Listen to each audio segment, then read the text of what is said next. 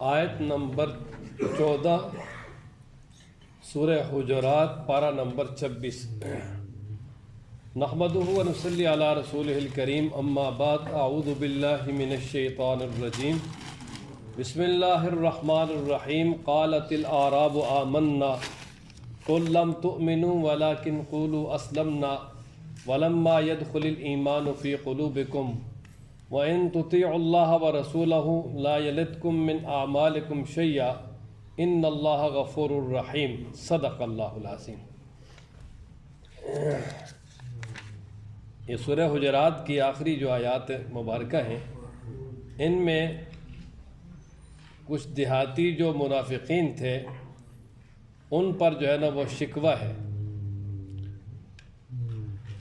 اصل میں ہوا یہ کہ قبیلہ بنو اسد کے کچھ لوگ جب قحط سالی سے متاثر ہوئے اور وہ خود مدینہ منورہ نبی پاک صلی اللہ علیہ وسلم کی خدمت میں حاضر ہوئے اپنے مالی فوائد حاصل کرنے کے لیے، اور انہوں نے آ کر ظاہراً اسلام کا اظہار کیا، اپنے آپ کو مسلمان ظاہر کیا اور کہا کہ جی ہم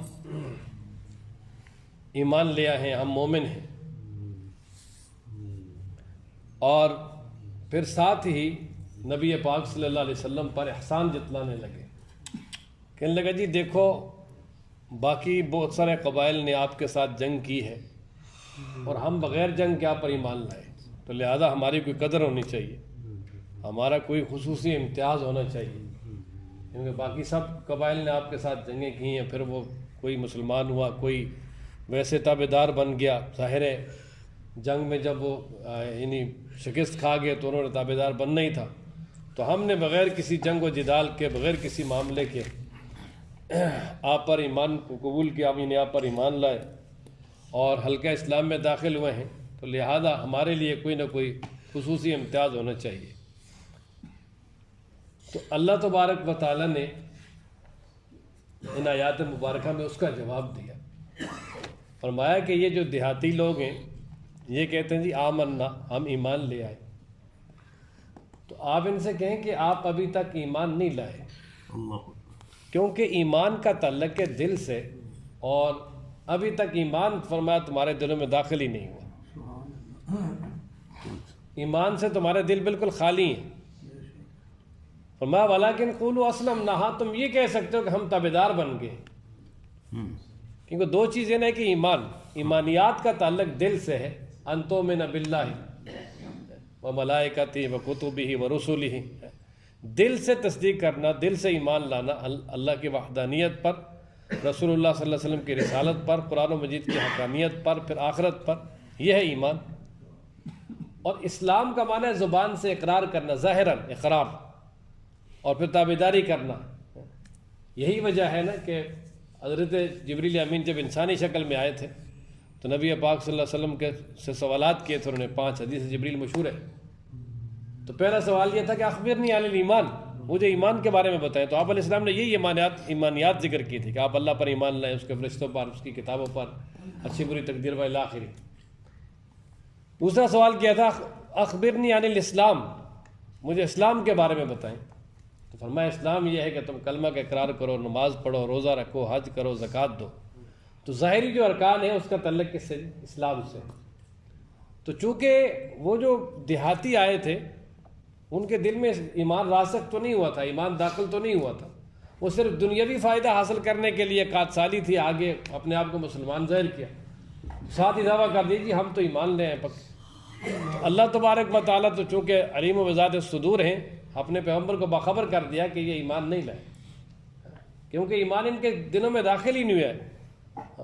ایمان تو صحابہ لائے نا، اولئک کتب فی قلوبہم الایمان، اللہ تبارک و تعالیٰ نے ان کے دلوں میں ایمان کو لکھ دیا، اور رب ذوالجلال اسی صورت میں ارشاد فرماتے ہیں، انہیں صحابہ کرام رضوان اللہ تعالیٰ علیہ اجمعین ان کے بارے میں رب ذوالجلال ارشاد فرماتے ہیں کہ اللہ تبارک و تعالیٰ نے ایمان جو ہے نا اس کو تمہارے ہاں انتہائی پسندیدہ بنا دیا ہے، ایمان تمہارے ہاں بہت ہی پسندیدہ ہو گیا ہے، اور جو نافرمانی ہے اور عصیان ہے، فسوق ہے، کفر ہے، فرمایا وہ تو تمہارے ہاں انتہائی ناپسندیدہ ہے۔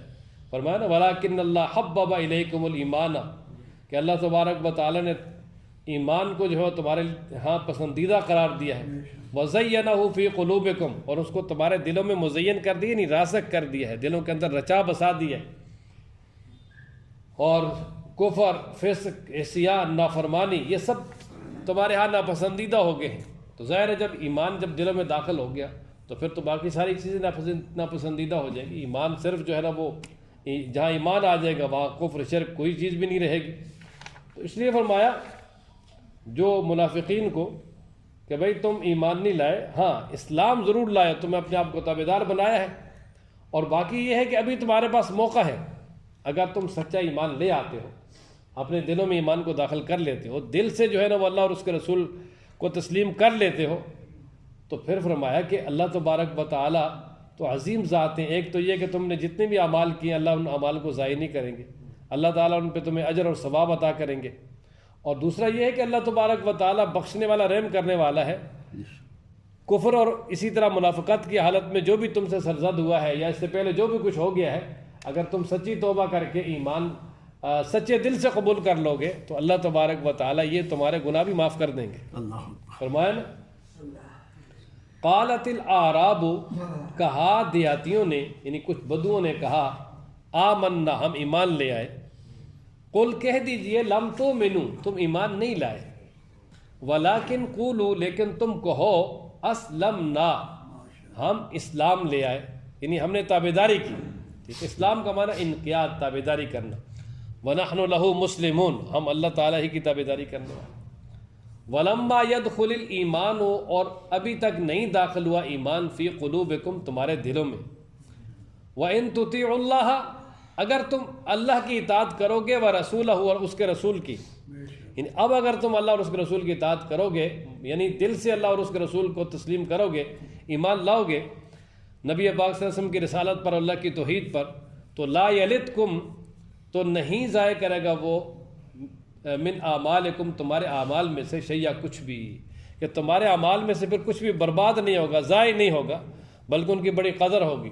ایک عمل پہ 10 گنا نیکی ملے گی، بلکہ 700 گنا، اور جس کے اندر اخلاص زیادہ ہوگا اس سے بھی زیادہ۔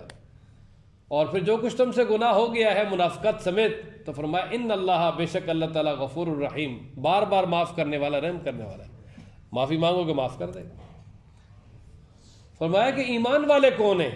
تو اب آگے ایمان والوں کی کچھ صفات بیان فرمائی۔ فرمایا انما المؤمنون الذین، بے شک ایمان والے وہ ہیں، آمنو، جو ایمان لائے، باللہ، اللہ پر، ورسولہ، اور اللہ کے رسول پر، ثم لم یرتابوا، اور پھر وہ نہ پڑے شک میں، یعنی یقین کے ساتھ، دل سے یقین کے ساتھ اللہ اور اس کے رسول پہ ایمان لے آئے، انہوں نے شک کو بالکل دور کر دیا، کیونکہ ایمان اور شک یہ دونوں ایک متضاد ایک جگہ پر جمع ہو سکتے ہی نہیں ہیں۔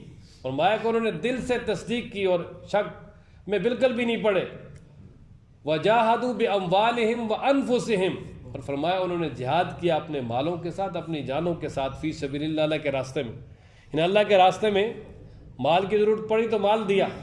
خاص طور پہ غزوہ تبوک میں صحابہ کرام نے یعنی جو کچھ تھا اللہ اور اس کے رسول کی رضا کے لیے نبی پاک صلی اللہ علیہ وسلم کے قدموں میں لا کے نچھاور کر دیا۔ کچھ وہ بھی تھے کہ جن کے پاس کچھ بھی نہیں تھا، مزدوری کر کے کچھ کھجور ملے وہی لا کے پیش کر، کچھ وہ بھی تھے جس نے ہزاروں کی تعداد میں لشکر کا خرچہ اکیلے برداشت کیا۔ اللہ اکبر۔ وجاہدوا باموالہم وانفسہم، اور جہاد کیا انہوں نے اپنے مالوں کے ساتھ، اپنی جانوں کے ساتھ، فی سبیل اللہ، اللہ کے راستے میں، یعنی اللہ کے لیے اپنے جان مال سب کچھ لگا دیا۔ اولئک ھم الصادقون، فرمایا وہی سچے ہیں، سچے مومن ہیں۔ اللہ تبارک و تعالیٰ پہ اگر وہ ایمان کا دعویٰ کرتے ہیں تو وہ سچے ہیں حقیقی طور پر، کیونکہ انہوں نے ایمان کے دعوے کو ظاہری طور پہ بھی سچ کر دکھایا ہے۔ اور یہ جو بدو ابھی آئے ہیں یہ تو صرف اپنا فائدہ حاصل کرنے کے لیے آئے ہیں، اور فائدہ حاصل کرنے کے لیے آنے کے ساتھ ہی احسان جو ہے نا وہ آپ پہ جتلاتے ہیں، جی ہم ایمان لے آئے۔ اللہ اکبر۔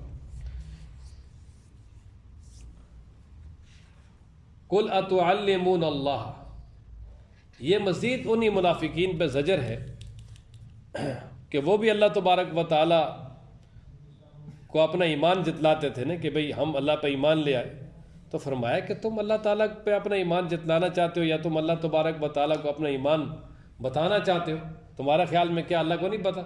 اللہ تبارک و تعالیٰ تو جو کچھ آسمانوں زمینوں میں سب کچھ ہے، رب ذوالجلال تو سب کچھ جانتے ہیں، وہ تو پوشیدہ ظاہر جو بھی ہے سب کچھ اس کے علم میں ہے، اس کے ہاں تو کوئی چیز پوشیدہ ہی نہیں ہے۔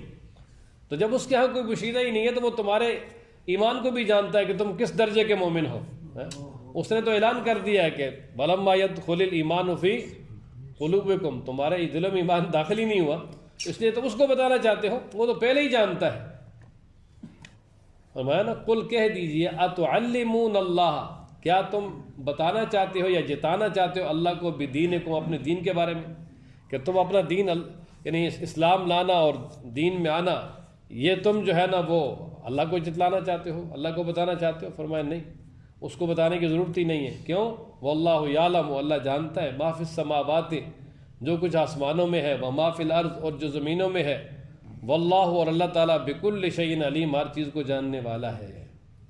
یمنون علیک ان اسلموا، پھر روح سخنونی کی طرف ہے کہ انہوں نے احسان جتلایا تھا جی کہ دیکھو ہم بغیر لڑائی کے آپ پر ایمان لے آئے ہیں، ہم نے کوئی مزاحمت نہیں کی، باقی قبائل نے آپ کے ساتھ لڑائی کی ہے، تو لہٰذا ہمارا کوئی خصوصی امتیاز ہونا چاہیے۔ اللہ اکبر۔ تو اللہ تبارک و تعالیٰ نے فرمایا یمنون، احسان جتلاتے ہیں علی کا آپ پر، ان اس بات کا کہ اسلموا، وہ اسلام لے آئے، یعنی وہ اپنے اسلام لانے کا آپ پہ جو ہے نا وہ قل کہہ دیجئے لا تمنوا، لا تمنوا، کہ تم احسان نہ جتلاؤ علیہ، مجھ پر، اسلامکم، اپنے اسلام کا، کہ یہ جو ظاہری تابعداری تم کر رہے ہو اس کا احسان مجھ پہ نہ جتلاؤ۔ بل اللہ یمن علیکم، بلکہ اللہ نے تم پر احسان کیا ہے، ان ہداکم، یہ کہ تمہیں ہدایت دی ہے، للایمان، ایمان کی طرف، کہ تمہاری ایمان کی طرف رہنمائی کر دی، یہ تو اللہ تعالیٰ نے تم پر احسان کیا ہے۔ ان کنتم صادقین، اگر تم اپنے اس دعوے میں سچے ہو، اگر تم اس دعوے میں سچے ہو تو بجائے اس کے اپنا احسان جتلانے کے کہ بھئی ہم ایمان لائے یا ہم اسلام لائے، ہم نے تابعداری کی، اس کی بجائے تم اللہ کا احسان مانو، اللہ کا شکر ادا کرو کہ اللہ آپ کا شکر، آپ کا احسان، ہم تو اس قابل نہیں تھے کہ آپ نے ہمارے دلوں میں ایمان داخل کر دیا، ہمیں ایمان کی توفیق دے دی۔ یہ تو ان کا حق بنتا ہے کہ وہ شکر ادا کرے۔ اور پھر وہ اسلام کے بہت سارے احکامات پر وہ عمل پیرا بھی نہیں تھے، ظاہر منافقین ظاہراً جو ہوتا تھا کرتے تھے، باقی چھپ جاتے تھے۔ اللہ تعالیٰ کا تو حکم ہے یا ایھا الذین آمنوا ادخلوا فی السلم کافہ، ایمان والے اسلام میں پورے کے پورے داخل ہو جاؤ۔ پورے کا مطلب یہ کہ ظاہراً باطناً اعلانیہ پوشیدہ جتنے بھی اعمال ہیں سارے کرو، یہ نہیں کہ بھئی وہ اعلان جب ہو تو پھر وہ کچھ کرتے تھے، ساتھ مل جاتے تھے، اور جب الگ ہو جاتے تھے تو پھر وہی اپنے کفر کی باتیں کرتے تھے۔ ایمان والوں کے سامنے آتے تھے تو قالوا آمنا واذا خلوا الی شیاطینہم قالوا انا معکم انما نحن مستہزئون۔ اسی حالت میں غزوہ تبوک تک رہے، لیکن غزوہ تبوک میں اللہ تبارک و تعالیٰ نے ان کی منافقت کو کھول کے بیان کر دی۔ تو اسی لیے فرمایا یمنون علیک، احسان جتلاتے ہیں آپ پر اس بات کا کہ ان اسلموا، کہ وہ اسلام لے آئے۔ قل کہہ دیجئے لا تمنوا علی اسلامکم، مجھ پہ نہ احسان جتلاؤ اپنے اسلام کا، بل اللہ یمن علیکم، بلکہ اللہ تبارک و تعالیٰ نے تم پر جو ہے نا وہ احسان کیا ہے۔ اللہ تعالیٰ تم پر احسان کرتے ہیں کس بات کا؟ ان ہداکم، یہ کہ تمہاری رہنمائی کی، للایمان، ایمان کی طرف، ان کنتم صادقین، اگر تم سچے ہو۔ ان اللہ یعلم غیب السماوات۔